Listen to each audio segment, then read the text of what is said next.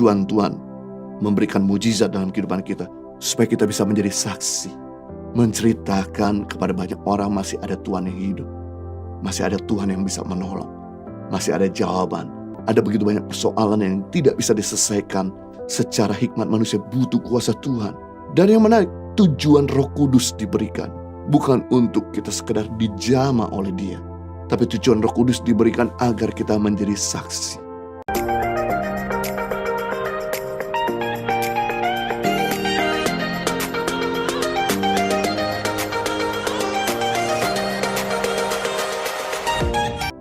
Yang ketiga, keuntungan kalau kita mengingat perbuatan Tuhan membuat kita suka bersaksi. Orang yang suka mengingat perbuatan Tuhan itu membuat dia jadi penuh. Orang yang penuh akan overflow, tumpah, dan suka bersaksi. Mazmur 103 ayat 2 dan 3. Pemazmur berkata, "Pujilah Tuhan, hai jiwaku, janganlah lupakan segala kebaikannya. Dia yang mengampuni segala kesalahanmu, Dia menyembuhkan segala penyakitmu," dan lain sebagainya. Wow, pemazmur itu nggak bisa diam. Makanya dia menulis, maka dia bercerita, maka dia bersaksi. Karena dia udah merasakan kebaikan Tuhan yang mana telah menyembuhkan waktu saat sakit, meluputkan saat dikejar orang jahat, menyediakan segala keperluan mereka. Makanya mereka bersaksi dan mereka memberikan motivasi kepada kita semua untuk jangan lupakan kebaikan Tuhan. Ceritakan perbuatan Tuhan kepada banyak orang supaya mereka yang lemah dikuatkan, mereka yang sedang menghadapi problem iman mereka bangkit. Orang yang penuh dengan kebaikan secara otomatis suka bercerita, nggak jadi orang yang pasif. Ketika kita mengingat kebaikan orang tua kita, membuat kita suka bersaksi tentang kebaikan orang tua kita. Ketika kita mengingat kebaikan pasangan kita, membuat kita suka bersaksi tentang kebaikan pasangan kita. Ketika kita mengingat kebaikan teman, membuat kita suka bersaksi tentang kebaikan teman kita. Ketika kita mengingat kebaikan Tuhan, membuat kita suka bersaksi tentang kebaikan Tuhan yang hebat kepada orang banyak. Saksi itu adalah seseorang yang menceritakan sebenarnya apa yang dilihat dan apa yang dialami. Tidak usah ditambah, tidak usah dikurangi. Jadi simpel dan sederhana. Ceritakan saja bagaimana Tuhan sembuhkan kita. Ceritakan bagaimana Tuhan selamatkan kita. Ceritakan bagaimana Tuhan pulihkan kita. Ceritakan bagaimana Tuhan berkati kita. Dan waktu kita bersaksi itu gak perlu ragu-ragu. Karena keluar dari pengalaman, maka kita akan menceritakan dengan confident. Dan waktu kita menceritakan apa yang kita alami kepada banyak orang, inilah yang membuat Roh Kudus bekerja dan menyatakan kuasanya. Sehingga orang yang mendengar beroleh iman, orang yang mendengar akibatnya mengalami mujizat yang sama seperti yang kita alami. Kisah Rasul 1 ayat 8. Tetapi kamu akan menerima kuasa kalau Roh Kudus turun ke atas kamu, dan kamu akan menjadi saksiku di Yerusalem, Yudea, Samaria, sampai ke ujung bumi. Jadi tujuan Tuhan memberikan kuasa kesembuhan bagi kita, kuasa penyediaan, kuasa pemulihan. Tuhan berikan semua itu bukan untuk menunjukkan kehebatan bahwa kita punya Tuhan yang besar, tapi justru tujuan Tuhan memberikan mujizat dalam kehidupan kita supaya kita bisa menjadi saksi, menceritakan kepada banyak orang masih ada Tuhan yang hidup, masih ada Tuhan yang bisa menolong, masih ada jawaban.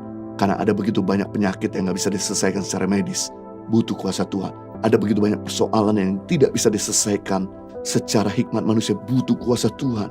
Dan yang menarik, tujuan Roh Kudus diberikan bukan untuk kita sekedar dijamah oleh Dia, tapi tujuan Roh Kudus diberikan agar kita menjadi saksi. Jadi kalau kita punya Roh Tuhan, tentu kita suka bersaksi, tidak diam saja. Dan ketika orang mendengar kesaksian apa yang kita ceritakan, inilah yang membuat mereka yang lemah, sakit, dan ragu-ragu kembali bangkit, kembali bersemangat. Sebelum pandemik masuk di Indonesia, saya kehilangan cincin kawin. Padahal cincin kawin ini baru saja dibeli oleh kami. Tapi karena saya itu biasanya kalau habis pakai, kemudian mau mandi atau mau istirahat, saya selalu copot cincin tersebut. Dan kemudian suatu ketika, cincin itu saya letakkan di mana gak ketemu-temu. Jadi selama masa pandemik saya berusaha untuk cari, gak ketemu. Lalu kemudian saya juga berdoa, Tuhan tolong kasih ini gimana cincinnya bisa ketemu. Karena saya jadi gak enak sama istri saya bahwa ini cincin baru saja dibeli karena cincin yang lama sudah kekecilan. Jadi saya harus upayakan bisa mencarinya. Dan saya belum sempat untuk membelinya juga. Selama 1,5 tahun masa pandemi ini terus berjalan, saya nggak sempat cari cincin, beli cincin. Karena kalau mau beli lewat online, takutnya nggak pas ukurannya. Dan akibatnya saya pikir udah nanti tunggu pandemik mulai mereda, kemudian saya pergi ke toko untuk beli cincin. Dan singkat cerita yang menarik, baru-baru ini ketika saya sedang membongkar tas saya yang sudah lama saya tidak gunakan, dan dalam keadaan lampu lagi terang, dan kemudian saya sedang cari-cari barang, saya ketemu cincin kawin yang 1,5 tahun sudah tidak ketemu, hilang. Dan inilah langsung ketika saya ketemu cincin ini, saya langsung cerita ke istri saya, kabar gembira. Saya cerita ke mantu saya cerita kepada teman-teman, kepada anak saya, udah saya temukan kembali cincin nikah ini. Saya jadi bersuka cita, dan kemudian istri saya, anak saya, dan semua orang gitu, wow, Tuhan dahsyat ya. Tuhan betul-betul, Dia adalah Tuhan yang mendengar doa sekalipun hal-hal kecil. Membuktikan di sini bahwa penting untuk kita menceritakan segala kebaikan Tuhan, apa yang kita alami kepada orang lain. Dan kemudian setelah itu membuat anak saya, istri saya, dan pembantu saya ketika kalau kehilangan barang, dia nggak emosi dulu, tapi coba berpikir tenang dan percaya sama Tuhan. Sekalipun kelihatannya ragu, ketemu atau tidak, percaya dan meyakinkan suatu kali Tuhan akan menunjukkan yang telah hilang akan kembali.